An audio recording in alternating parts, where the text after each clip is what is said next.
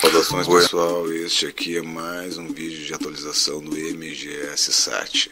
Como sempre, está na descrição do vídeo o link da atualização. Lembrando sempre que a data que está aqui acima deste vídeo, nomeando o vídeo, é a data da atualização, que está postada na descrição. Portanto, para quem não conhece ainda o MGS Sat, aviso, é um canal de atualização, especificamente para atualização. O decodificador que vocês quiserem, basta ir nas pesquisas de vídeos, pôr o nome do decodificador, dar um enter e vai ver todos os arquivos relacionados que tem no canal relativos a esse decodificador. Certo, pessoal?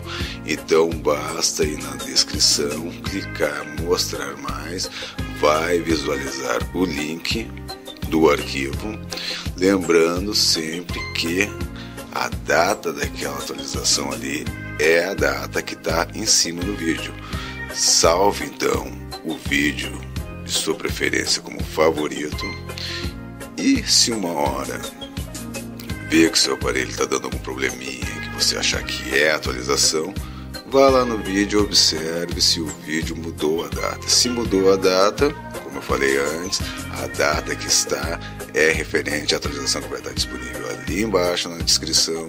Basta clicar no mostrar mais e vai aparecer ali o linkzinho da atualização, certo?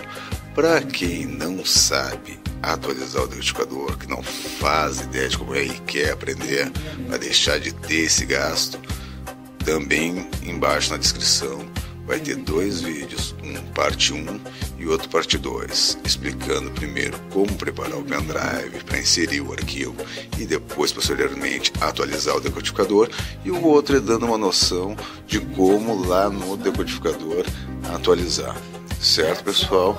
Então basta ir só na descrição ali, clicar em mostrar mais, que vai ter o arquivo que você precisar. Certo? Então se gostou, dá um joinha, compartilhe com os amigos aí, e quem não está inscrito ainda, inscreva-se e salve o vídeo de sua preferência como favorito. Tá bom então? Então até a próxima atualização. Um abraço para todos.